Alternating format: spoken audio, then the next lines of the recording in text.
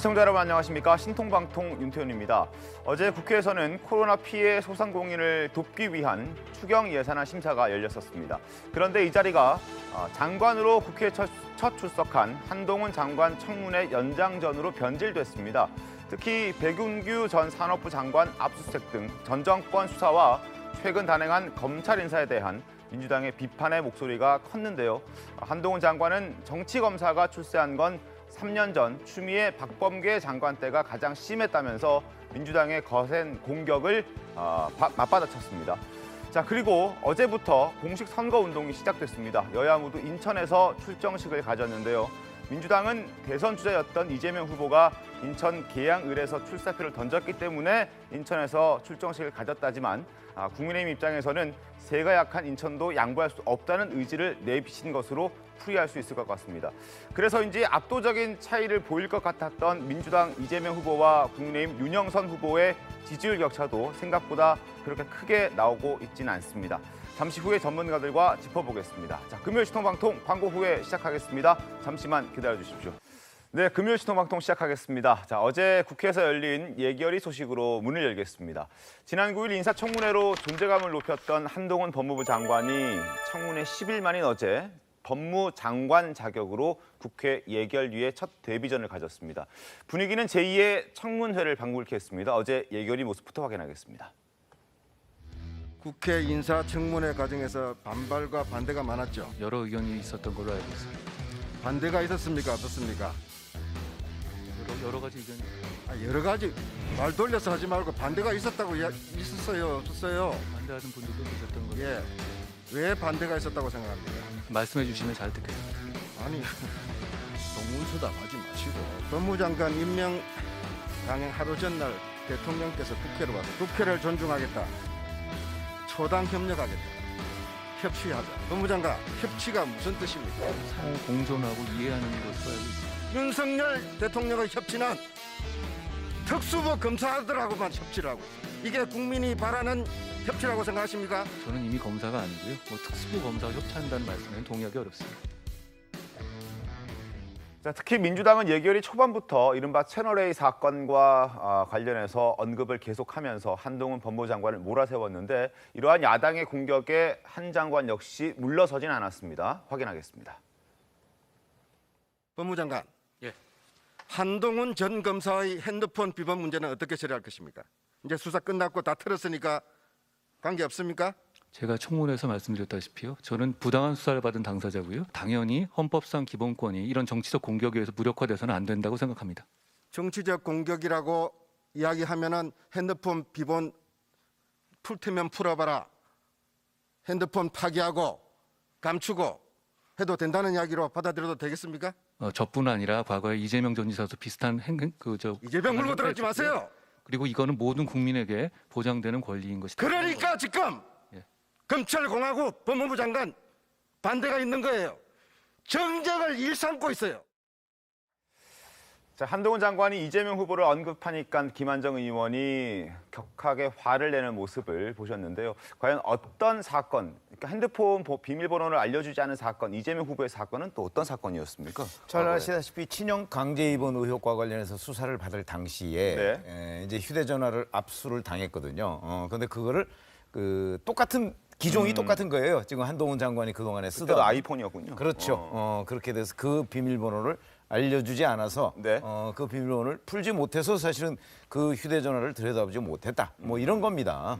그러니까 구조가 똑같죠. 네. 다만 휴대전화의 소유자가 누구냐 하는 점만 다른 것이죠. 또 하나 다른 점은 지금 현재 한동훈 전 검사는 네. 장관이 됐다는 점, 뭐 그것만 다르지 실질적으로 구조는 똑같습니다. 알겠습니다. 4년 전이었습니다. 이재명 전 지사, 지금의 인천 계양을 후보가 친형 강제 입원 혐의로 수사를 받을 당시에 휴대전화 비밀번호에 대해서 입을 닫아서 경찰이 단서 확인에 실패했던 것, 그것을 한동훈 장관이 언급한 것이었습니다. 자, 어떤 상황이었는지 4년 전에 이재명 전 지사의 모습도 이어서 확인하겠습니다. 사필 규정을 믿습니다. 세상 이치가 그렇듯이 결국은 진실에 기초해서 합리적 결론이 날 것이라고 믿고, 이해할 수 없는 게 압수해 간 거는 내 전화기 하나입니다. 그 전화기 하나를 찾기 위해서 이렇게 요란하게 압수수색을 했는지 좀 이해가 안 되네요. 자, 손정희 변호사님, 당시에도 지금에도 변한 게 없는 것은 어쨌든 국민이 비밀번호를 말하지 않을 권리는 달라지지 않았다. 그런데 한동훈 장관에게만 유독 혹독하게 민주당이 잣대를 다르게 들이대는 건 아닌가 싶은 생각이 드는데요.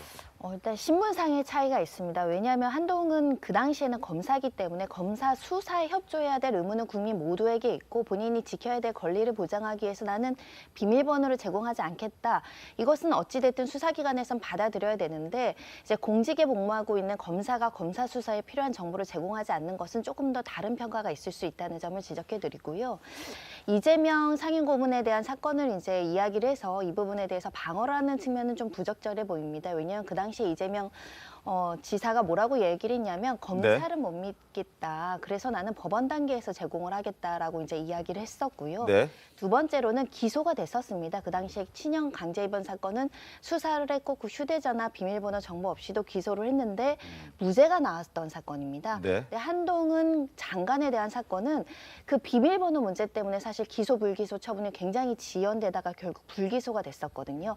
그렇다고 한다면 검사의 직분으로서 수사에 필요한 정보들은 적극적으로 협조해야 되는 거 아니냐 이런 반론이 제기될 수 있는 상황이고 말씀하신 부분은 맞습니다. 한동훈 장관이 내가 비밀번호를 제공하지 않을 방어권은 모든 국민에게 주어진 거 아니냐 이렇게 이야기하실 수 있지만 네. 그럼 강력범죄자들이 와서 예를 들면 테러범이 와서 내 헌법상의 기본권을 지키기 위해서 나는 제공하지 않겠다. 이런 경우는 어떻게 할 것이며 저희가 실무에서 이제 수사를 하다 보면 피의자들이나 참고인에게 휴대전화 번호 정보 이미 제출받는 경우 굉장히 많거든요. 일반 국민은 권력 앞에서 수사 권력 앞에서 협조를 하게 되어 있습니다. 그런데 권력자들이 보통은 제공을 하지 않죠. 이런 부분에 대한 지적을 이재명 지사 건으로 이제 방어하는 것은 좀 부적절하거나 또 검사로서의 좀 타당하지 않다 이런 생각하고 있습니다. 허은하 의원님, 네. 공직자이기 때문에 검사이기 때문에 일반 국민과는 좀 다르게 행동했어야 된다라고 지적을 해주셨는데 당시 이재명 후보도 공직자 아니었습니까? 그렇죠. 모든 법은 공직자든 일반 국민이든 똑같이 적용되는 것이 타당하다라고 생각을 합니다. 그리고 테러범 말씀을 하셨는데 미국에서도 테러범이 그 비밀번호와 위치 추적이 되질 않아서 그 아이폰 쪽에서 번호를 제공해라라고 했을 때 그걸 제공하지 않는 것 때문에 사실은 그 브랜드가 더 유명해졌었던 것으로 알고 있습니다. 네. 지금 윤 정부에서는 자유에 대한 부분을 상당히 강조하고 있습니다. 그러니까 자유를 말할 때 나의 폰을 보여주지 않는 것 또한 자유 아니겠습니까? 그리고 제가 알기로는 그때 필요한 그 서로에 대한 대화 녹취록은 이미 기존에 들어와서 검사를 받던 분에게서 이미 그 증거 압수를 했다라고 들었고요. 정말로 필요한 부분에 대해서 보게 되는 부분을 가지고 이야기하면 모르겠으나 단지 비밀번호를 펄지 않았다, 개인의 정보를 보여주지 않았다라는 것을 가지고 누구는 되고 누구는 안 된다라고 접근하는 것 자체가 어찌 보면 내로남불이다라고 생각하고요. 이것은 공직자의 문제는 아니라고 생각합니다. 모든 국민은 자유롭게 본인의 핸드폰을 보호할 의무도 권리도 있다라고 말씀드리고 싶습니다. 네. 기본적으로 휴대전화가 없기 때문에 수사를 못했다. 이거는 전 말이 안 된다고 생각을 하고요. 휴대전화 없이도 다 수사할 수 있습니다. 그렇죠? 휴대전화는 수사를 좀 더 그 효율적으로 하기 위한 도구일 뿐이고요. 네. 또 하나는 당시에 왜 그 한동훈 검사장의 휴대전화를 압수했죠? 그 잘 아시다시피 그 MBC가 보도했던 검언유착 의혹 사건입니다. 네. 그렇죠. 검언유착 의혹 사건에 혐의점을 둔 유일한 증거가 뭐였습니까? 바로 이동재 전 채널A 기자와의 대화록 아니었어요. 네. 그거 다 나왔어요. 네. 근데 그거 우리가 처음부터 끝까지 다 들어봐서 아시겠지만 거기에 무슨 혐의점이 있습니까? 그렇죠? 그런 점에서 본다면 혐의가 없이 휴대전화를 가져다가 어찌 보면 누명을 뒤집어 씌우려고 할 때 누가 거기에 대해서 동의할 수가 있겠습니까? 그거는 뭐 공무원이든 일반 그 범죄 혐의자든 전 마찬가지라고 봅니다. 그래서 한동훈 장관은 당시에 나는 혐의가 없다고 생각을 했을 거라고 저는 봅니다. 그리고 나중에도 결국 무혐의 처분하지 않았습니까? 네. 근데 이게 상식적으로 우리가 상식선에 좀 얘기를 했으면 좋겠어요. 어떻게 자유가 휴대폰 비밀번호를 안 푸는 게 자유냐? 그건 아니죠. 범죄를 저질렀으면 거기에 대해서 응당하게 뭐 수사를 경찰이나 검찰이 해야겠지만 공직자라는 신분은요 일반인과 다른 거잖아요. 이건 상식적으로 국민들이 바라볼 때 공직자는 어느 정도의 권한이 있고 거기에 대한 책임이 있고 심지어 검사라는 신분으로 수사에 협조해야 될 부분이 있음에도 불구하고 안 한다? 그거는 상식에서 벗어나요. 근데 지금 변명을 이재명 후보를 끄집어서 하는 거, 이거는 좀 적절치 않다. 그 말씀드리고, 두 번째, 휴대폰은요, 지금 현재 수사를 하는 데 있어서 네. 제2의 자라고 할 정도로 그냥 그 사람을 그대로 옮겨놨습니다. 그러지 않습니까? 휴대폰의 모든 일상 동선과 대화 모든 게 드러나요. 그러니까 채널A 사건 그 부분도 그래요. 이동훈 녹취록이 드러났으니까 한동훈 당시 검사 그 휴대폰을 확인해야 매칭을 해서 기소 여부를 정확하게 증거를 하죠. 이쪽에서 막아버리니까 서로 간에 매칭을 못하고 수사 자체가 진행이 안 된 겁니다. 하여튼 이런 부분들을 가지고 갑론을박할 필요는 없고 네. 아까 이제 어제 이제 회의 시간에 보면 네. 계속 한동훈 장관에 대해서 공격을 하잖아요. 네. 이게 민주당이 우려했던 거예요. 한동훈 장관 임명을 통해서 민주당과 법무장관이 계속 부딪힐 겁니다. 왜 협치가 되겠냐? 결국에 걸림돌이다. 좀 그런 말씀 좀 드리고 싶어요. 근데 저도 하는 게 이 얘기를 해야 되겠는데 아니 무슨 혐의가 있어요? 한동훈 그 법무장관 당시에 수사를 받을 때 무슨 혐의가 있냐? 혐의로 얘기했던 것이 결국 다 드러나면서 혐의가 없잖아요. 혐의가 없는데 왜 그걸 가져다가 집의 비밀번호 알려달라고 하죠? 저는 그럴 경우에는 누구든지 그걸 거절할 수 있어야 그게 민주주의다 이렇게 생각합니다. 그 사람이 검사든 아니든. 자, 그리고 민주당은 어제 이런 얘기도 했습니다. 김건희 여사 과연 수사를 어떻게 할 것이냐, 왜 소환 조사를 하지 않느냐, 이러한 질문도 한동훈 장관에게 했습니다. 어떻게 답했을까요? 들어보겠습니다. 김건희 여사 수사하실 겁니까? 이미 수사가 되고 있고 지금 수사가 대단히 많이 진행되어 있죠. 도이치모터 사건 같은 경우는 기존에 없었던 금감원에 없었던 사건을 정치권의 고발에서 시작된 사건으로 알고 있습니다. 좀 마무리라도 하려면 해당 사람에 대해서 소환 조사가 이루어져야 되는 게 상식적인 거 아닙니까? 수사의 방식은 여러 가지가 있고요. 이걸 앞으로 어떻게 해야 된다고 하는 식의 질문을 하시면 거기에 대해서는 제가 법무장관으로서 그래서 제가 알고 있는 부적절하다고 것으로는 말씀드립니다. 소환 조사하는 검찰은 나쁜 놈 잘 잡으면 된다. 이렇게 얘기하셨죠. 그 나쁜 놈 잘 잡으면 된다는 검찰에 대해서 왜 정치 검찰이 출세한다. 이런 시중에 통념이 있다고 생각합니다. 제가 한번 말씀드렸지만 지난 3년이 가장 심했다고 생각하고요. 그런 과오를 범하지 않기 위해서 제가 최선을 다할 생각입니다. 지난 3년이 제일 심했다. 예, 저는 그렇게 생각합니다. 지난 3년이 가장 심했다. 이제 살아있는 정권을 제대로 수사하지 못했다라는 차원의 얘기를 과거에도 했고 어제도 했습니다. 여러 차례 강조하고 있는데 민주당이 공격을 할수록 다소 조금 불리해지는 경향이 있는 것 같기도 하고. 불리하진 않을 것 그렇진 같아요. 않습니까? 물론 이제 한동훈 장관이 보니까 이 말싸움은 잘하는 것 같아요. 그러니까 말을 잘하는 부분, 말에 밀리고 말에 이기고 이런 부분들은 남겠지만 결국에는 이제 국무위원이라는 자리 자체가 네. 이 청문위원들 그러니까 국회 입법부하고 말씨름을 하다 보면요. 이게 결국에는 남는 게 없어요. 뭐 법무부 장관이라는 자리는 있겠지만 본인이 권한을 행사하지만 행정부라는 건 결국 국회에서 뭐 여러 가지 입법적인 협조도 받아야 되고 예산의 협조도 받아야 되고 네. 또 야당으로서의 협조도 받아야 되고 네. 그래서 평온하게 본인이 법무부 장관으로서 법무행정을 하는 데 있어서 협조를 받아야 될 대상임에도 불구하고 저런 식으로 사사건건 또박또박 뭔가를 이겨먹는다고 해야 되나 하여튼 이겨내는 모습들은 본인은 즐겁겠지만 결국엔 도움이 안 된다. 그래서 김건희 여사에 대한 도이치모터스 수사 부분도 답이 좀 애매해요. 제가 알기로는 도이치모터 수사가 경찰에서 수사를 했었고 네. 그거를 검찰에 올렸는데 그게 안 됐죠 수사가. 그리고 나서 수사지휘권 법무부 장관이 왜 이걸 안 하냐 해서 수사지휘권이 발동이 된 부분이 도이치모터 수사입니다. 그러면서 당시에 무죄를 받았던 인원들이 수사지휘권을 통해서 그 금융 사기범들이 4명이 구속이 돼요. 지금 그렇지 않습니까? 다시 수사를 해서. 그리고 나서 거기에 계좌를 줬느냐 안 줬느냐 부분이 김건희 여사 건이에요. 그래서 지금 검찰이 그거를 수년간 해오다가 최근에 이제 서면 조사를 하잖아요. 그래서 저는 한동훈 장관이 얘기하는 검찰의 중립성, 공정성, 그다음에 윤석열 새로운 정부의 말하자면 공정과 상식 이런 것들이 제대로 처음에 첫 발을 내디디려면 김건희 여사에 대해서도 그러니까 누구도 예외 없이 법 앞에서는 수사를 받아야 됨이 마땅하지 지금 한동훈 장관께서 저렇게 애둘러서 얘기하는 것들은 조금은 좀 갈등할 수밖에 없다. 그런 말씀입니다. 저희가 이 부분은 확실히 짚고 넘어가야 될 것 같습니다. 어제는 법사위의 상임위도 아니었고 또 수사를 받는 자리도 아니었다라는 겁니다. 지금 지원금을 바라고 있는 소상공인들이 계시고요. 예결위를 통해서 지금 정리돼야 되는 부분들이 많습니다. 말싸움을 하신다고 했는데요. 말싸움을 건 쪽이 어딘지를 한 번쯤 생각해 보셔야 되고요. 저희가 학급 회의를 하자고 해서 다 같이 모였는데 너 왜 작년에 나한테 싸움 걸었어? 너 작년에 왜 그랬어? 라고 하면서 회의를 지금 진행 안 하고 있고요.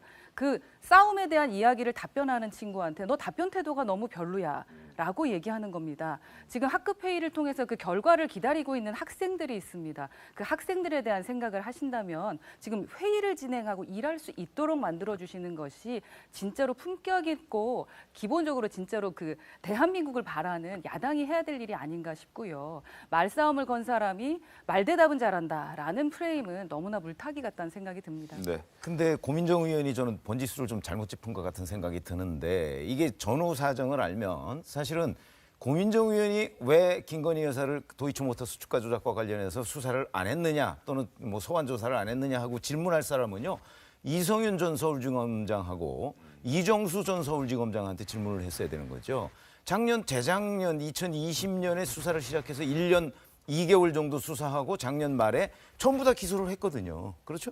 그러면 그때 수사를 담당했던 사람들한테 물어봐야 되는 건 아닌가요? 지금 취임한 지 며칠 되지도 않는 한동훈 장관한테 물어볼 일은 저는 아니라고 생각합니다. 당시에 주범, 공범, 종범들이 다 이제 기소가 됐는데 다 기소가 됐는데 왜 김건희 여사는 조사도 안 하고 기소도 안 했느냐 하는 건 그 사람들한테 물어봐야죠. 그러니까 안 했느냐, 못 했느냐 뭐 이런 논란거리는 있긴 한데 어쨌든 그 논란이 지금까지 좀 계속 이어지고 있는 것 같습니다. 그리고 어제 예결위에서는 검찰 인사를 놓고도 민주당의 지적이 나왔습니다. 확인해 보시죠. 한동훈 장관께 묻겠습니다. 윤석열 사단, 윤핵관 검사들을 요직에 기용하고 소위 반윤 검사들, 비윤 검사들은 자천을 하고 있습니다. 검찰 장악 시나리오 가동하고 있는 겁니까? 저는 검찰 능력과 정상화과 공정 기준에 따라 무력화를 위한 인사했을 뿐입니다. 저는 법무부 장관으로서 맡은 일을 전력을 다할 생각입니다. 그 대통령님 총장 재직 시절에 인연으로 같이 수사팀을 했던 인연으로 된 거 아닙니까? 그렇지 않습니다. 2년을 중심으로 발탁을 했다는 거는 오해시고요. 제가 뭐 2년 중심으로 밥 먹고 다니지 않았고요. 법무연수원 연구위원은 지금 4자리인데 기존 검사 2명을 빼면서 검찰 간부를 4명을 연구위원으로 임명해서 총 6명을 임명했습니다. 지금 자기의 뜻에 안 맞는 그런 검사들을 이렇게 한직으로 몰아넣는 것 그것이 정당하다고 생각하시나요? 저는 이번 인사에서 능력과 공정의 기준에 따라 인사했다는 말씀을 분명히 드립니다. 그리고 저도 법무연수원에 근무했는데요. 그래서 충실히 근무했던 기억이 있습니다. 자, 손정희 변호사님, 한동훈 장관은 다들 알다시피 4번이나 좌천성 인사를 당한 그런 검사였는데 그 민주당에서 한동훈 장관에게 저런 말을 하는 게 어떻게 좀 보이셨습니까? 국민의 입장에서 보면 도대체 검찰 인사라는 것은 어떤 원칙을 가지고 하는 것이냐. 적어도 인사권 행사에 있어서 공정하다라는 척이라도 해야 되는데 지난 정권에 뭐 윤석열 사단이 우르르 승진됐다가 우르르 자천되고 승진됐다 자천되는 걸 보지 않았습니까? 네. 그걸 비정상적이다라고 외부에서 비판을 많이 했고 지금의 여당이 비판을 많이 했는데 똑같은 일이 다시 재현됐다라고 보입니다. 능력 위주로 선발했다고 하는데 검찰 내부에 인사위원회라든가 여러 가지 이제 시스템이 있습니다. 그런 시스템이 제대로 작동되지 않은 상황에서 이 법무연수원도 원래는 4명까지만 위원으로 위촉하게 되어 있는 2명 더 왔고 검찰 내부에서도 고위직이 6명이 이렇게 줄줄이 법무연수원 오는 것도 이례적인 일이라고 이제 네. 불만의 목소리가 나오고 있는데 이런 겁니다. 어떤 조직에서 정권이 바뀌었다고 어떤 권력자가 바뀌었다고 해서 그 사람들이 믿고 신뢰하는 사람들이 이렇게 일거에 대거 승진하거나 또 반대 있는 사람들이 자천되는 일이 있는가.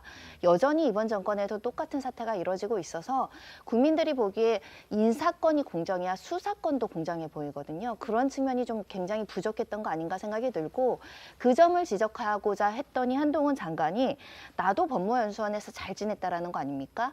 본인이 그 연수원 간 걸 굉장히 자천당했고 정치권의 어떤 어떻게 찍혀서 내려갔다라고 부당하다고 얘기했는데 그 부당한 걸 똑같이 행사하면서 나 괜찮았기 때문에 당신들도 괜찮은 거 아니야? 눈에는 이에는 이 논리가 과연 전 정권의 인사권 행사와 지금 달라 보이냐? 같아 보입니다. 알겠습니다. 최근에 인사를 놓고 이게 보복 인사냐, 쏠림 현상이 심하다 이러한 지적도 있고 비정상의 정상화를 만든 것이다. 이러한 의견들도 있습니다. 앞으로 검찰의 수사가 어떠한 근거를 가지고 잘 해나간다면 이러한 논란들은 좀 사그라들 수 있을 테고 만약에 그렇지 않다면 또 논란이 재점화될 수도 있을 텐데 한번 지켜보도록 하겠습니다. 그리고 이런 가운데 검찰이 어제 백운규 전 산업부 장관의 집과 연구실 등을 압수수색했습니다. 한동훈 법무장관이 취임식에서 중대범죄에 대해서 대응 공백을 최소화하겠다고 말한 지 정확히 이틀 만에 일이 벌어진 겁니다. 관련 목소리 확인하겠습니다. 우리 잊지 맙시다. 법무부에 근무한 우리는 항상 시스템 안에서 정의에 이르는 길을 찾아야 합니다. 할 일을 제대로 하는 검찰을 두려워할 사람은 오직 범죄자뿐입니다. 압수수색 어떤 거 위주로 하셨어요? 진행 중인 수사에 대해서 제가 말씀드리는 것은 적절치 않는 것 같습니다. 과거 문정부에서 따로 지시받으신 내용도 있으셨습니다. 뭐 저희들이 그렇게 뭐 지시받고 저렇게 움직이고 그러지 않고 항상 법과 규정을 저희들이 준수하면서 업무를 처리드렸다는 말씀 드리고 싶습니다. 자, 백운규 전 장관에게 압수수색이 벌어졌다. 결국 이게 과연 수사의 끝이 여기서 끝날 것인가 아니면은 더 위까지 올라갈 것인가 이게 궁금해지는 대목인데 어떻게 좀 전망하십니까? 저게 유사한 사례가 있었죠. 김은경 전 환경부 장관 블랙리스트 사건이 있었습니다. 네. 자, 그때도 보면 청와대 보좌관까지만 올라갔어요.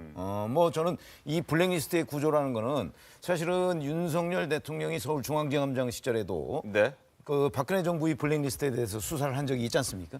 그런 것들을 보면 이 구조는 저는 어느 정권이든지 똑같다고 생각을 해요. 네. 그러면 결국은 이게 대통령이 당선되는 데 기여했던 사람들을 봐주는 낙하산 인사의 명단을 만들기 위해서 블랙리스트 사건을 일으키는 거 아니겠어요. 저는 똑같다고 보고요. 그렇게 본다면 이것도 이제 그런 과거 예에 비추어 본다면 네. 산업부 블랙리스트라는 것도 결국은 청와대 발이 아니냐. 저는 그렇게 생각하기 때문에 백운규 전 산자부 장관 그 윗선에서 이제 청와대 과학기술보좌관이 있을 거 아닙니까? 아니 산업정책비서관이 네네. 있었죠. 자 그러면 그 윗선을 이제 어디까지 수사할 것이냐?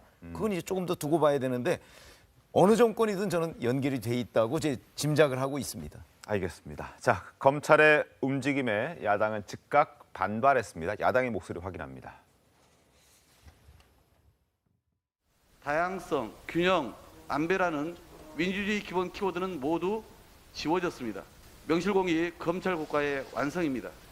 윤석열 대통령의 국회 첫 시정연설에 애우를 다하려고 노력했고 윤 대통령의 의회주의와 협치의 강조에 일말의 기대도 가졌습니다.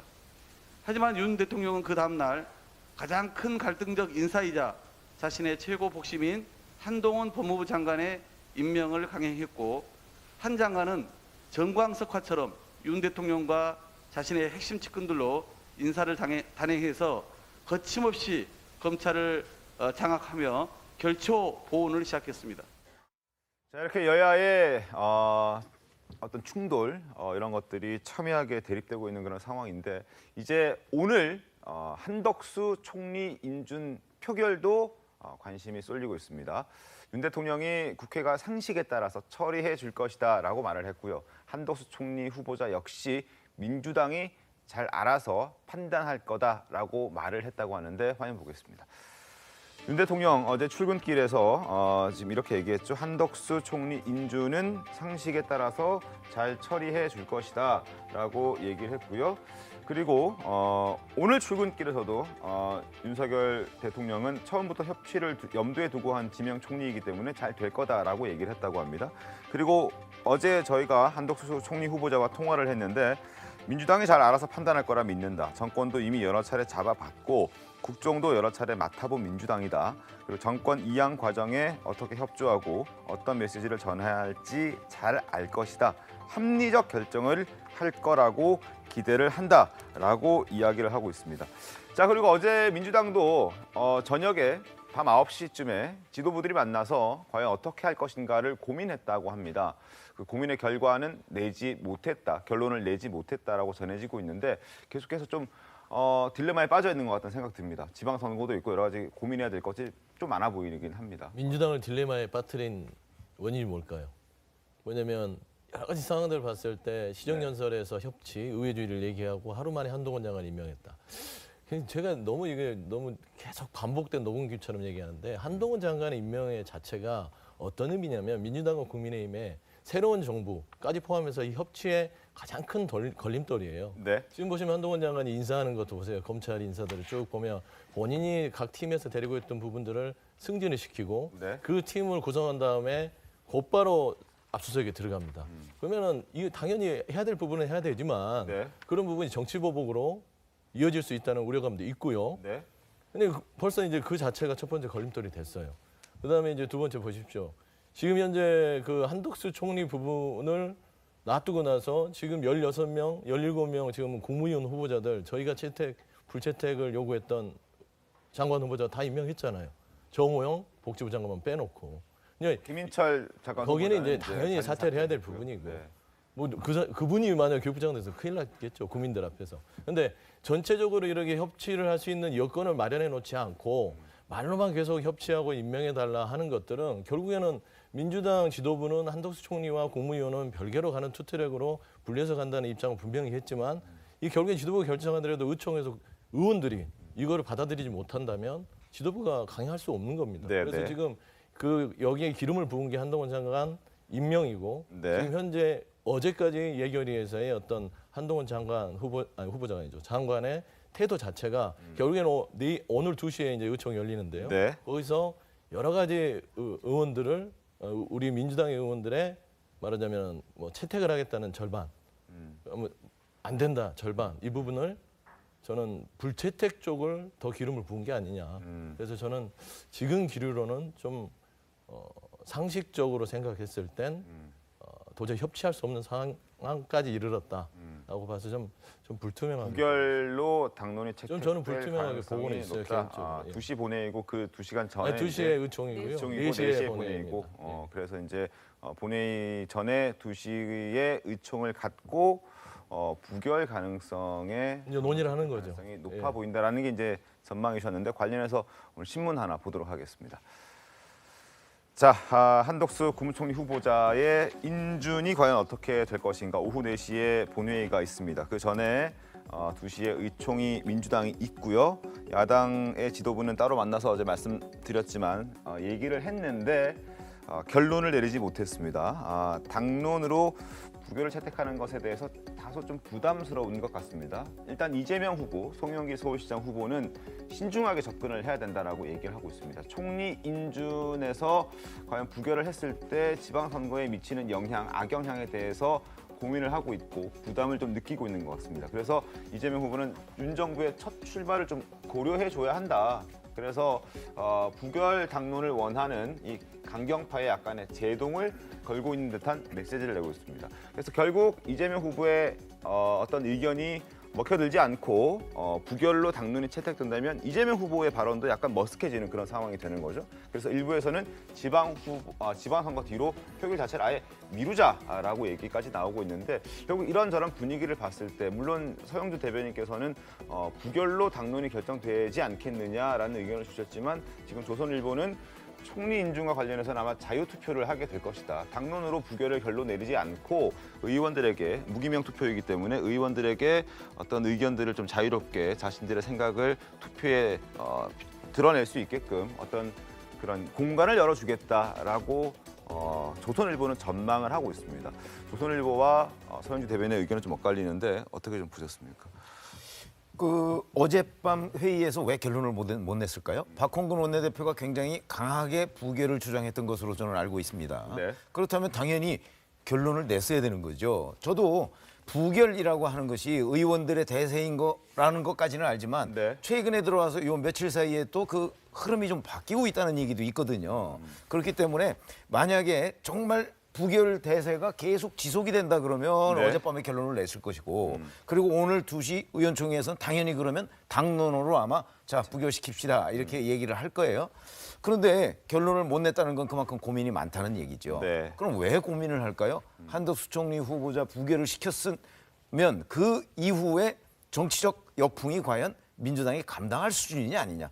그런데 지금 민주당의 원로들, 뭐 고문이나 뭐 이런 원로들은 해줘야 된다고 얘기를 하고 있어요. 이 원인은 어디에 있냐면 저도 개인적으로는 한덕수 총리 후보자가 여러 가지 의혹 이게 제대로 해명이 안 됐다고 생각을 해요. 그런데 그걸 청문회에서 민주당 의원들이 제대로 규명을 하지 못했잖아요. 그 의혹이 뭐다 하는 걸 규명을 하지 못했거든요. 그렇기 때문에 자기들이 규명을 못 해놓고 자 부결시켜 놓는다? 이럴 경우에 저는 후폭풍이 있을 거라고 저도 예상을 하고 바로 그런 지점에 고민이 있는 거예요. 그래서 저는 자유투표. 그 얘기는 무슨 얘기냐? 민주당 원내 지도부가 이 부분에 관해서 정말 나중에 큰 책임을 지는 것보다는 의원들이 각자 판단에 맡기는 쪽으로 아마 그렇게 결정하지 않을까 이렇게 생각합니다. 국민의힘에서는 어떻게 전망을 좀 하고 계십니까? 저희 뭐 전망하기가 상당히 어렵다라는 게 저희의 전망입니다. 그러나 저희가 바라는 점은 자유투표가 됐으면 좋겠다라는 생각을 우선 갖고 있고요. 그리고 총리 인준이나 장관 임명 등은 기본적으로 거래를 해서는 안 되는 것이다라고 생각을 합니다. 언제부터 장관과 총리 인준이 이렇게 세트로 같이 이렇게 걸려가지고 생각을 하게 됐는지 참으로 안타깝다는 생각이 들고요. 발목 잡기 그만하고 이제는 좀 일 좀 하게 해주셨으면 좋겠고 리더십의 공백을 이제는 좀 끊어주셨으면 좋겠다라는 것이 저희 국민의힘 여당의 입장입니다. 그리고 우리 한 장관에 대해서 자꾸 악의 축으로 만들려고 하시는 이유도 좀 이해가 좀 잘 안 갑니다. 각각은 다르다라는 말씀을 좀 드리고 싶고요. 그리고 인사하는 거 받지 않느냐라고 하시는데 저희가 조사를 해보니까 송경호, 신자용, 이원석 등등은 조국 전 장관께서 중용했던 분들이십니다. 그렇다면 그분들은 어떻게 설명하시려고 그러시는지 우선은 일하는 거 보시면서 결과론적으로 말씀해 주셨으면 좋겠고 예측하고 추측하면서 너희들은 분명 못할 거야, 너희들은 분명 뭐 안 좋은 일을 할 거야라고 생각하시기보다는 22일 됐습니다. 발목은 그만 잡아주셨으면 좋겠습니다. 일하고 싶습니다. 알겠습니다. 자, 지금부터는 지방선거 얘기를 좀 해보겠습니다. 공식 선거 운동 첫날이 어제였죠. 여야 지도부 모두 인천으로 총 출동해서 선거 승리를 위한 결의를 다졌습니다. 그 모습 보겠습니다.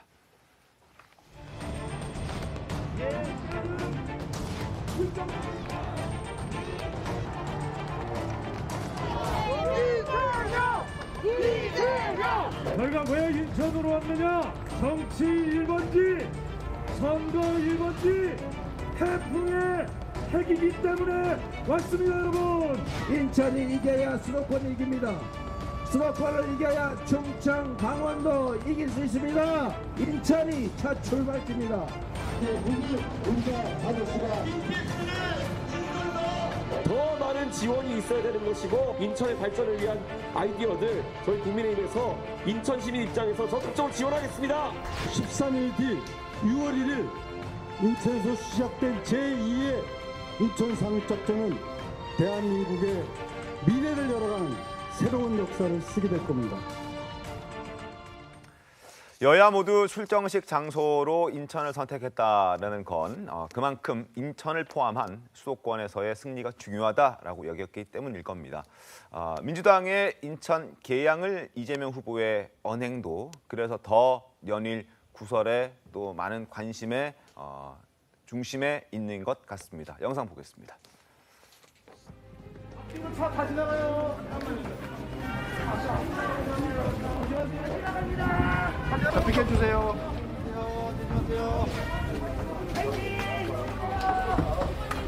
저 욕하는 거 범죄 행위입니다. 다 책임이 있으니까 조심하세요. 싫어하든 좋아하든 욕하는 거 안 됩니다. 그런 걸 하지 마세요. 저게 이제 지난 18일이었습니다. 이틀 전이었는데 한 시민에게 이제 차에서 욕설을 했나 봐요. 한 시민이 이재명 후보에게 지나가는 차를 똑똑똑 욕하면 안 됩니다. 체증하고 있습니다. 욕하는 건 범죄입니다라고 얘기를 했는데 사실 틀린 말을 한 건 아닌데 저게 논란이 된단 말이죠.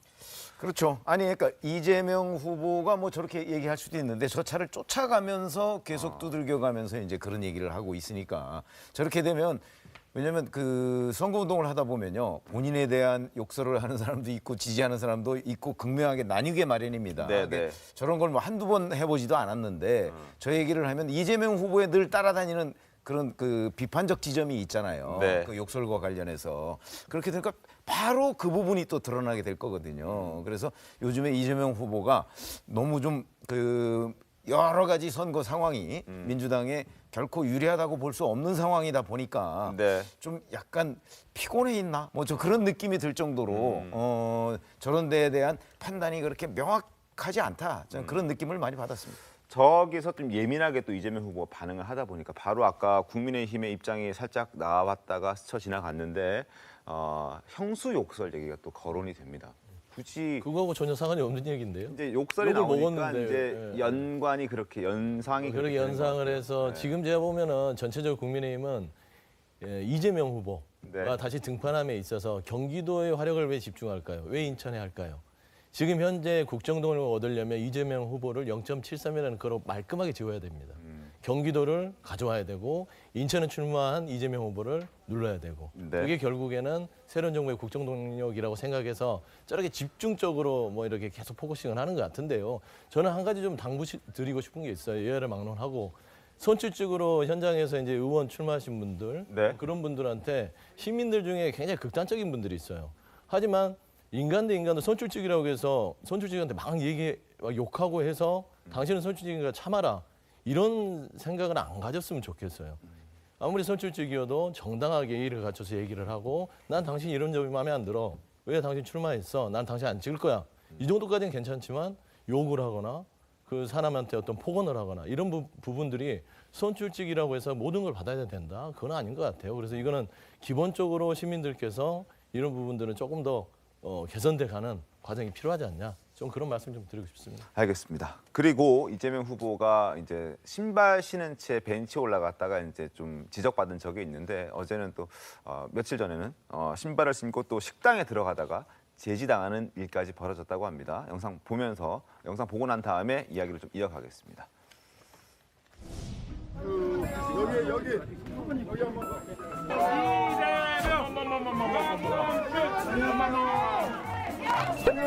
그러시면 안 돼요.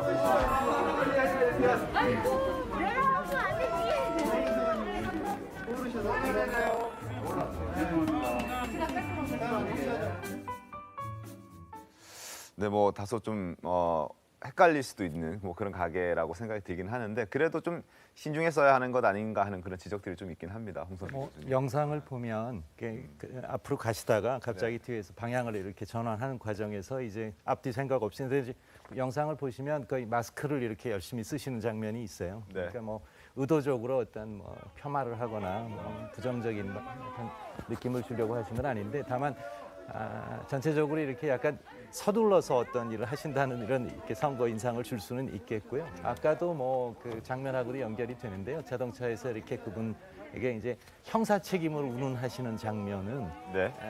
이제 물론 그 선거제도 자체가 헌법적으로 보장되어 있기 때문에 국민들도 당연히 그 부분을 다소의 불편이 있더라도 존중해야 하는 것이고 네. 모두를 위해서 그러나 이제 형사 책임을 운운하시면서 이렇게 그 어떤 위협적인 느낌을 갖도록 하는 자체는 전체적으로 선거 운동을 지금 서둘러서 하시는 것 같다라는 이제 인상을 줄 우려가 있는 거죠. 그러니까 여유가 없고 조금 다급하다 이런 말씀이신 거죠.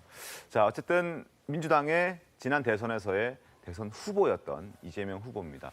여기에 맞서는 국민의힘 인천 계양을 후보는 윤형선 후보라는 사람인데요. 관련해서 신문 보겠습니다.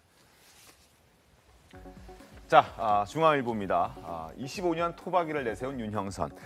윤형선 후보의 캐치프레이즈도 25일 대 25년입니다. 그만큼 연고가 없고 그리고 갑작스럽게 계양을로 출마한 이재명 후보와 차별화를 두기 위해서 자신은 인천 계양을에서 25년간 거주한 토박이다라는 이 차별점을 내세운 윤형선 후보인데요.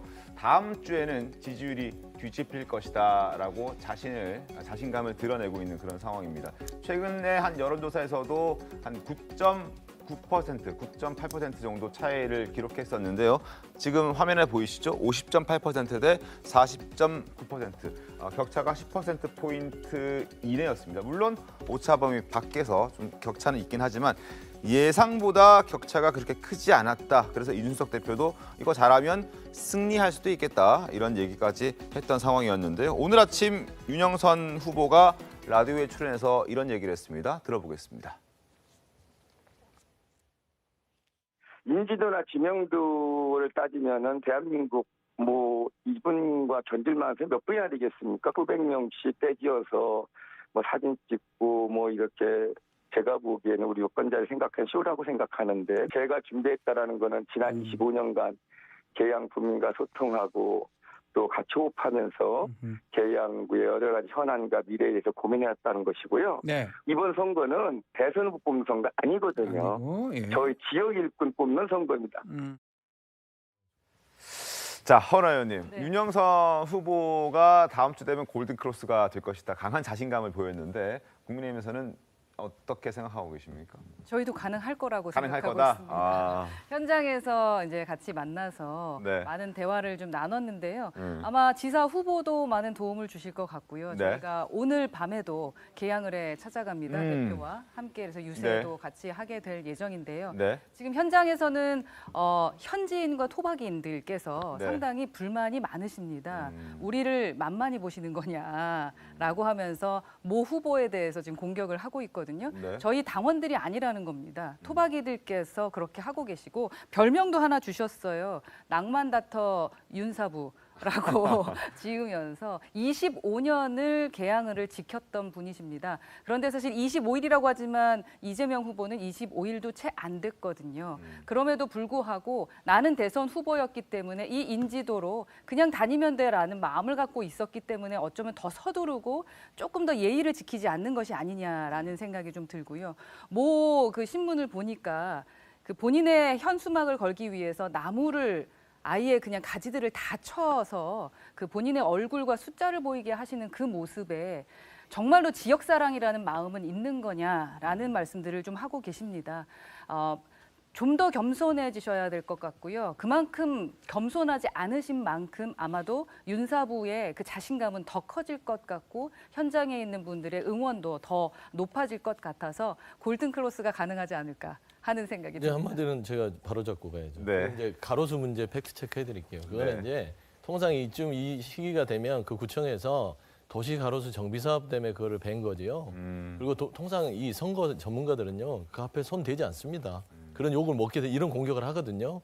뭐 이민희로 현수막을 잘 보이게 잘라냈다 그렇게 할 수가 없어요. 그리고 그거는 바로 잡고 싶고요.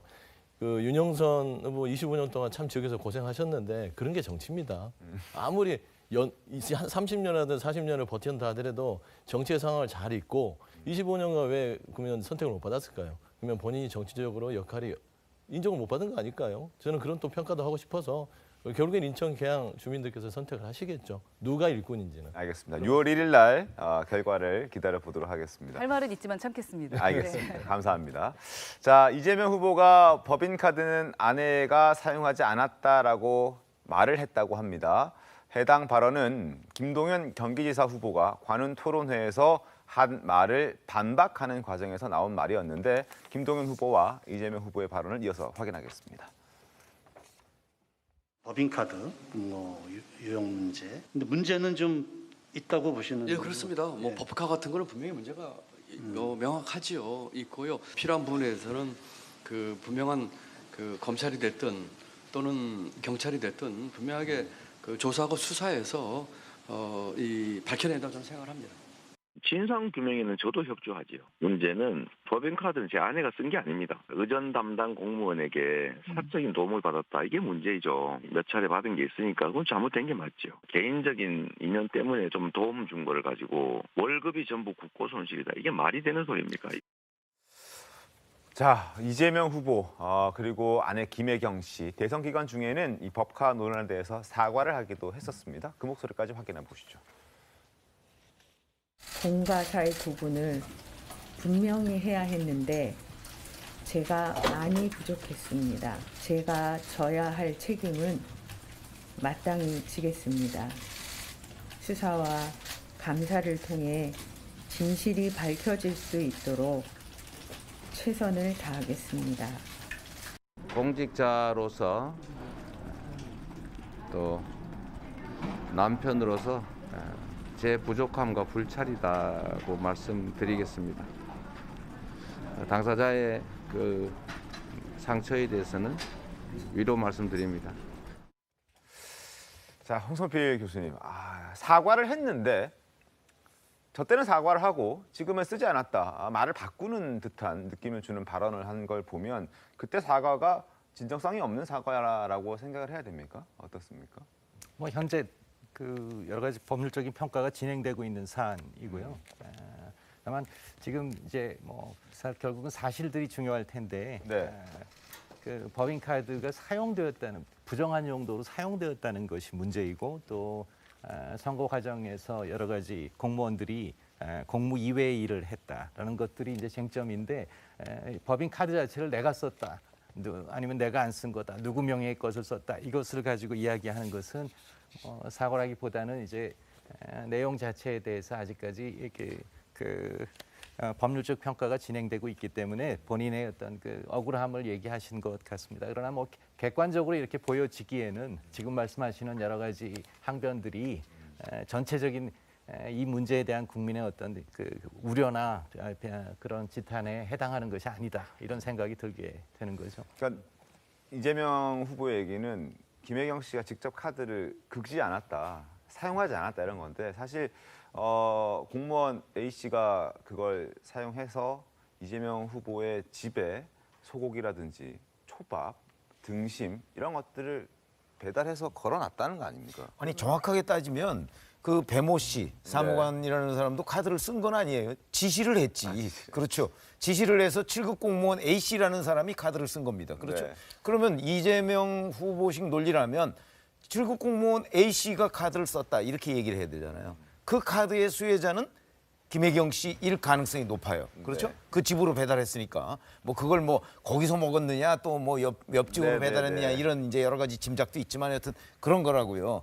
그런데 우리 민주당의 경기지사 후보인 김동연 전 부총리 잘 아시지만 그 부총리가 그런 정부 법인카드 이런 것들을 사실은 총괄합니다.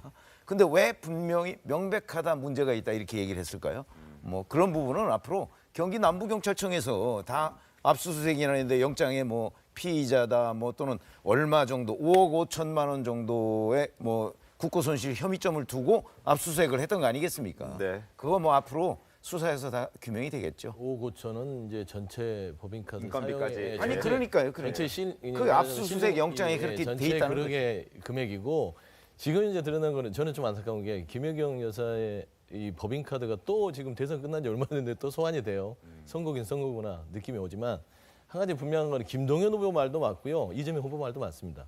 김동연 후보가 말한 대로 법인카드 쓴 부분들은 적절치 않고 이거는 조금 철저하게 조사를 해야 된다. 당연히 적절 안 하니까 조사해야죠. 이재명 후보도 그렇습니다. 아내가 쓴 건 아니다. 맞잖아요. 아내가 쓴 건 아니지만 수혜는 받았다. 그러니까 지금 현재 경찰에서 조사하는 부분에 구체화된 게 7군데 업체 11번의 법인카드를 부정 사용했다는 이런 부분들이 지금 특정돼 있습니다. 물론 이 부분에 잘못된 게 있으면 책임을 지고 거기에 대해서 응당한 처벌을 받아야겠죠. 그런데 제가 봐서는 이게 이재명 후보가 김동연 후보의 말에 반박한다? 이건 아닌 것 같고 둘 다 맞는 얘기다. 좀 그런 말씀 좀 드립니다. 알겠습니다. 어쨌든 이렇게 이재명 후보가 얘기를 했더니 인천 지원 유세에 나섰던 윤희숙 전 의원은 이렇게 이야기를 했습니다. 들어보시죠. 전국이 인천을 쳐다보고 있습니다. 옆에 경기도에서 큰 도둑이 일로 도망왔어요. 여러분, 이렇게 큰 도둑이 도망을 오면 숨겨주겠습니까? 신고하시겠습니까? 경기도에서 도망 오신 이분 자기 인생 막산거로 제가 이러는 거 아닙니다. 본인이 대선 공약에서 국회의원 특권 내려놓는 공약 만들었습니다. 그런데 지금 배지 속으로 숨겠다고 인천으로 왔습니다. 왜? 인천이 만만하니까 그렇죠. 자, 법카를 아내가 쓰지 않았다라고 말을 하는 이재명 후보의 이야기처럼 지금 선거가 이제 다가오면서 선거 시즌이 되면서 민주당에서는 조금 이해할 수 없는 행태가 나오고 있다라는 조선일보의 어떤 사설이 있었습니다. 소개를 좀 해드리겠습니다. 자, 바이든 논란. 민주당이 문 대통령과 조 바이든 오늘 이제 방한하는 조 바이든 대통령과의 문 전 대통령의 만남이 있을 것이다라고 했는데 미국 측에서는 사전 조율한 적 없고 만남의 가능성은 일축했습니다. 이런 것과 함께 그리고 민영화 괴담, 수도, 전기, 공항, 철도 민영화하겠다라고 갑자기 얘기를 했는데 윤석열 대통령이라든지 정부에서 민영화하겠다라는 얘기를 한 적이 없는데 이런 얘기를 했다. 그래서 허위, 거짓, 선동이다라는 국민의힘 측의 정부 측의 얘기도 있습니다. 그리고 마지막으로 이제 광주 시민들 5.18과 관련해서 광주 시민들조차도 윤석열 대통령 당선인과 많은 여당 의원들이 참석한 부분에 대해서 극찬을 하고 있는데 민주당은 비판의 목소리를 내고 있고요. 심지어 이재명 후보는 이해하지 이제 폄하하고 그리고 여러 가지 날선 반응들을 좀 내놓기도 했었죠. 광주 학살 세력의 후예라 이런 얘기까지 하기도 했었는데 그런 부분에 대한 지적들을 한번 소개를 좀 해드렸습니다. 그리고 이런 상황에서 민주당에서 이제 무소속 의원이 된 양향자 의원의 어떤 입장도 나왔는데 한번 소개를 해드리겠습니다. 복당 신청을 철회하기로 결정을 했다고 합니다. 내가 입당했던 민주당은 자신이 알던 그 민주당이 아니다. 괴물과 싸우다 자신도 괴물이 되어버린 것은 아닌지 돌아봐야 한다. 그리고 지방선거 완패를 막으려면 송영길, 지금 책임을 지어야 할 송영길, 이재명 후보가 사퇴해야 한다. 그리고 지금의 민주당은 개딸에 환호하는 이 지금의 민주당은 슈퍼챗에 지금 춤추는 일종의 유튜버와 크게 다르지 않다. 이런 얘기를 했습니다. 어떻습니까, 송영길 대표님? 이제 양양자 의원을 보면서 좀 안타까움이 많아요. 저분이 이제 들어올 때는 민주당의 영입 인사로 들어와서 네. 정말 당에 많은 은혜를 있고 이렇게 이제 특히나 이제 광주라는 호남 지역에서 의원을 하셨는데 본인이 불미스러운 일로 이제 탈당을 해요. 네. 그리고 일련의 과정이 최근에 이제 검찰개혁 부분들에 있어서 조금 당론과 어긋나는 부분에 있어서의 좀 이격이 생겼었잖아요. 그리고 나서 이제 본인이 정치적인 부분을 판단하는데 제일 아쉬운 부분은 이 당에 대해서 애정이 있게 비판하는 것과 아예 그냥 침 뱉는 건 다른 거예요. 그러니까 말하자면 정말 애정이 있어서 비판하는 부분들은 정말 이건 쓴소리고 당이 받아들여야 되는데 이거는 본인과의 관계가 뒤틀려지면서 뭔가 사적 감정들을 표현하는 부분들이 있다. 과연 지금 말씀하는 부분들이 맞을까요? 지금 현재 선거를 하고 있는 이재명 후보와 송영길 후보를 소환해서 사퇴를 해라.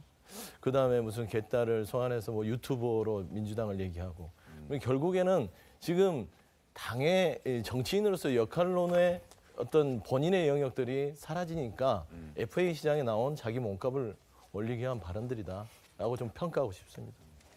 저는 그런 어떤 이런 말씀하신 시각에 대해서 조금 우려하는 편인데요.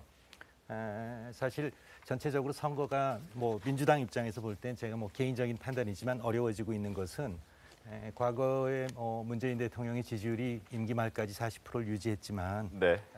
중도 분들의 확장성에 있어서 실패했기 때문에 결과적으로 대선까지 그 결과가 이어진 것이거든요. 그런데 네. 지금도 중요한 것은 지금 이제 이분 양양자 의원께서 말씀하시는 내용을 떠나서도 이번 선거에 대해서 이어지는 민주당에 대한 우려점들은 중도 확산성을 여전히 가지고 있지 않고 그리고 지난번 선거에서 패배했던 그 방식을 그대로 그리고 그 명분을 그대로 가지고 나와서 이렇게 움직이시고 계시기 때문에 그 부분에 네. 있어서 어떤 새로운 어떤 힘이라든가 이렇게 동력을 받지 못하는 부분이거든요. 그런데 저는 지금 양 의원의 이런 지적에 대해서도 어느 부분은 중도 확장성 그리고 명분에 있어서 새롭게 어떤 힘을 얻어야 한다는 거, 그 민주당이 변화된 모습을 어떤 시그널을 국민들에게 보여줄 때 승리가 가능하다고 하는 거. 뭐 이런 점에서 오히려 더 긍정적으로 받아들이는 것이 민주당의 향후 전략에 있어서 더 낫지 않을까. 뭐 그게 개인적인 생각입니다. 알겠습니다. 자, 그리고 경기지사 후보로 국민의힘 후보로 출마를 한 김은혜 후보에게 채용 청탁 의혹이 제기됐습니다. 이를 두고 양당 후보의 목소리를 한번 들어보겠습니다. 부정 청탁을 통해서 입사를 시켰다면은 그것은 우리 청년들에게 가슴에 못을 박는 일이 될 것이며 만약 그것이 사실로 밝혀진다면 공정과 상식을 이야기했던 이번 윤석열 정부의 크나큰 배반이자 잘못된 일이 되겠고 부정 채용에 관여한 적이 없습니다. 거론됐던 분이 KT에 채용된 적이 없다고 하던데요. 본선거 첫날에 이 같은 저는 상대방에 대해서 허위사실에 근거해서 이야기를 하는 것은 굉장히 유감입니다. 헌 의원님, 이 부분은 어떻게 지금 국민의힘에서 대응하고 계십니까?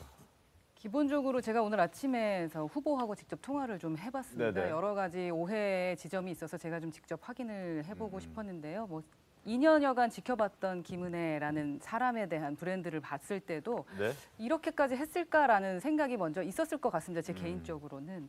근데 지금 조금 전에 김동연 후보도 얘기를 했지만 부정 네. 청탁으로 입사를 하게 됐다면 이것은 공정하지 않다라고 말을 했습니다. 네. 근데 부정 청탁을 했으면 입사가 됐었어야 됐겠죠. 근데 우선은 입사를 하지 못했다라는 것이 팩트이고요. 네. 그리고 요청을 받았던 거는 사실인 것 같습니다. 네. 그 시부모 쪽에서. 네. 그런데 그 부분을 이야기하면서 문제가 있거나 기본적인 기준에 미달한다면 이 사람은 채용시켜서는 안 되는 사람이다라는 것을 못을 박았었던 것 같고요. 아, 김은혜 후보도 그렇게 얘기를 했다는 겁니다. 네네네. 그리고 그렇기 때문에 그 후로는 아예 신경을 쓰지 않았었던 부분인 것 같습니다. 만약에 부정 청탁이었다라고 한다면 끝까지 책임을 지면서 그 사람을 채용시키기 위해서 노력을 했을 것 같아요.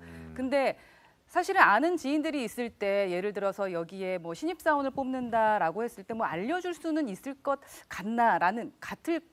같다고 생각은 해볼 수 있을 것 같아요. 그런데 일부러 더 자세하게 얘기를 했다고 합니다. 이 부분에 문제가 있고 상식적으로 문제가 되고 우리의 기준에 맞지 않는다면 절대 채용해서는 안 된다라는 말씀을 하셨다고 하고 인사 담당자에게 얘기는 했는데 끝까지 책임지지는 않았다. 뭐 이렇게 그렇죠. 근데 인사 담당자에게 얘기를 직접 한 것인지 아니면 주변 사람에게 얘기했었던 것인지에 대한 것은 확인이 필요하지만 네. 예, 지금 그 민주당 쪽에서 얘기하고 후보 쪽에서 얘기했던 것은 부정 청탁이다라는 거 아닙니까? 부정 청탁이라는 것은 처음부터 끝까지 청탁을 해서 마무리를 지어서 채용을 시켰다라는 문제이지 않겠습니까? 그 부분과는 좀 사실이 다른 것 같다라는 말씀을 좀 드리고 싶습니다. 저는 이게 참 웃기는 게 저번에 한동훈 장관 딸 문제도 그래요. 변칙 스펙도 미수냐 완수냐예요. 이것도 취업 브로커 그러니까 취업이 미수냐 완수냐 되지 않았으니까 문제가 없다. 저는 이 김성태 전 원내대표 기억나시잖아요. 네. 이분도 사람 괜찮고 정치도 잘하셨는데 딸 취업 청탁으로 해서 집행유예 2년 받고 피선거구 5년 박탈됐습니다. 그만큼 이 취업 청탁이라는 부분들, 취업 영역에 있다는 걸 상대적 박탈감이 있는 거예요. 그래서 제가 봐서는 김은혜 후보가 이게 어떤 법적 책임은 없다 하더라도 네. 어떤 취업의 중간 영역에서 브로커 역할을 했다는 부분들은 명백하게 그냥 바로 털고 나가시는 게 훨씬 선거를 앞두고 도움이 되지 않을까라는 좀 조언을 드리고 싶어요. 어떻습니까? 아니 만약에 KT 전무가 KT에 입사하는 문제를 신경을 정말 많이 썼다고 한다면 저는 입사가 됐을 거라고 봐요. 그래서 사실관계 근데 이제 지금 입사가 안 됐다고 하고 김동연 후보는 입사를 시켰다고 하니까 네. 그거는 뭐 금방 확인할 수 있는 거 아니겠습니까? 네. 그리고 그게 뭐 그 과로하고 김은혜 전무의 뭐 청탁이 있었다 이런 기록이 남았다고 하니까 그런 부분까지 해서 저는 뭐 KT나 이런 쪽에서 하루빨리 조사를 해야 되는 것 아닌가 싶은 생각이 듭니다. 알겠습니다. 뭐 지금 말씀해 주신 대로 지금 김 후보에게 검사가 확인했을 때 공채 과정에서 추천한 사실은 있다라는 부분은 본인도 인정했다. 그러나 뭐 구체적으로 아주 강력하게 뭐 그것을 관철시키기 위해서 뭐 끝까지 노력하진 않았다라는 게 지금 국민의힘의 또 입장인 것 같습니다. 논란이 좀 될 것 같은데. 그게 진짜 사실이면 네. 벌써 민주당에서 가만히 있지 않았죠. 알겠습니다. 네. 일단 뭐 채용이라든지 뭐 또 그리고 입시라든지 또 이런 군 문제 이런 건 좀 예민하고 민감한 사안이기 때문에 조금 더 저희 좀 따져보고 사실 확인도 철저하게 해보도록 하겠습니다. 자, 그리고 오늘 이제 바이든 대통령이 방한을 하죠. 윤석열 대통령도 아마 매일 한국에 머무르는 기간 동안 매일 윤 대통령과 함께 할 그런 일정을 갖고 있다고 하는데, 자, 그 전에 바이든 대통령과의 어떤 만남을 하루 앞둔 어제 지금 참모들과 또 편안하게 식사를 했다. 근데 그 식사의 메뉴가 또 화제가 되고 있다고 합니다. 잠깐 영상을 좀 보도록 하겠습니다.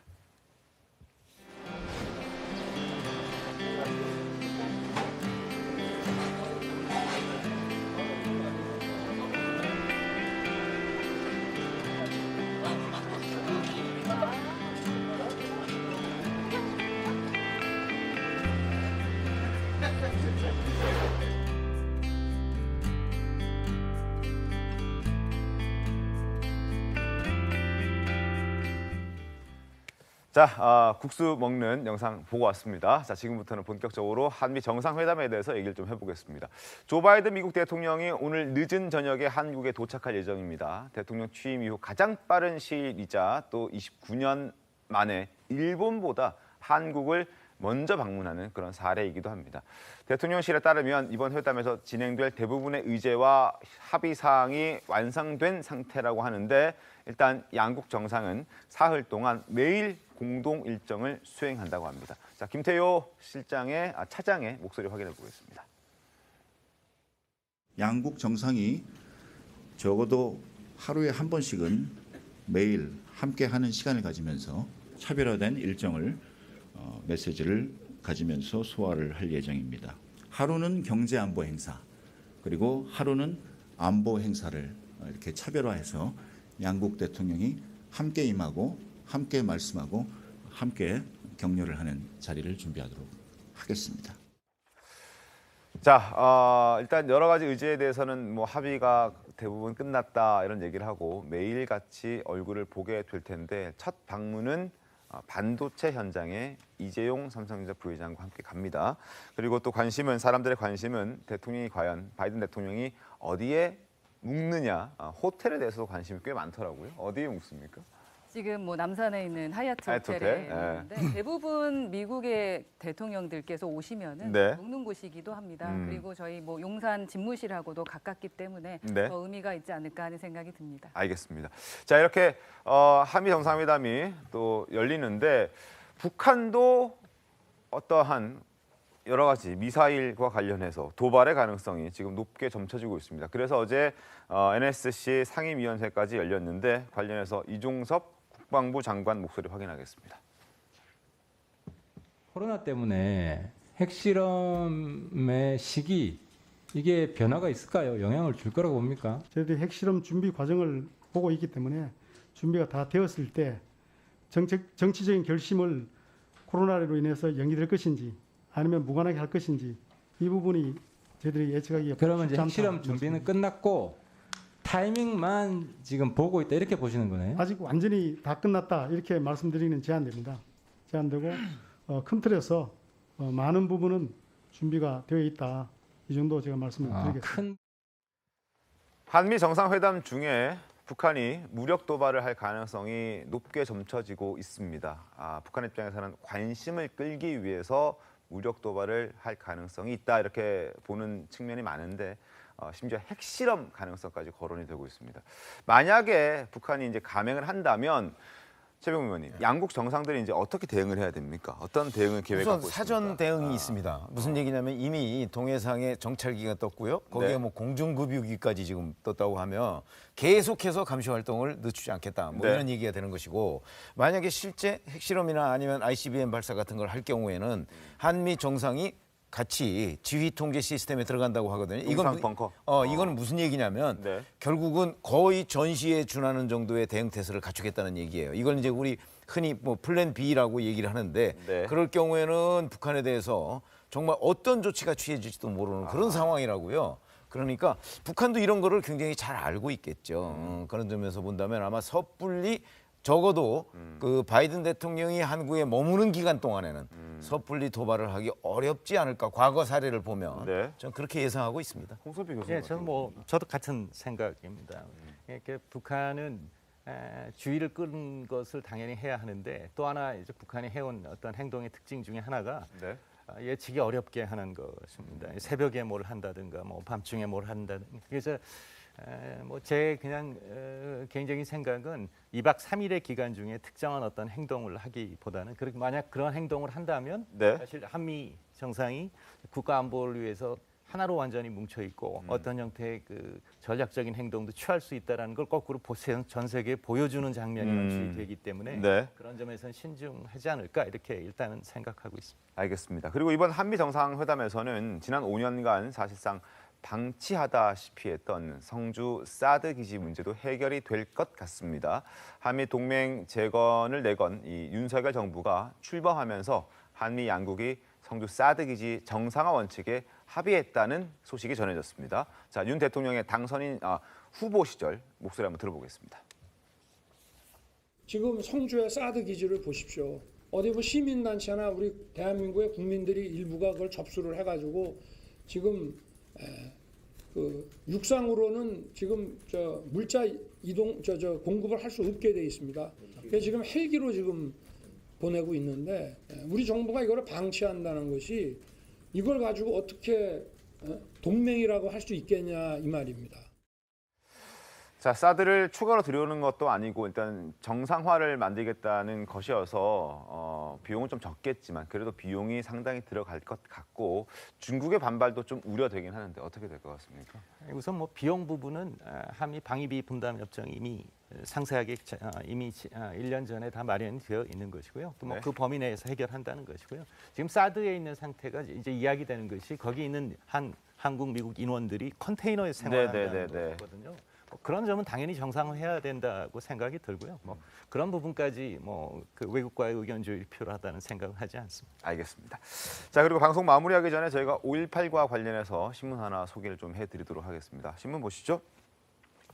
자, 5.18 민주화 운동 당시에 무고한 시민들뿐 아니라 일부 경찰관들도 희생이 됐는데요. 1980년 5월 20일 한 버스가 전남 도청을 향해서 돌진을 했고 도청을 에워싸고 있던 경찰 중 일부가 숨지는 일이 있었습니다.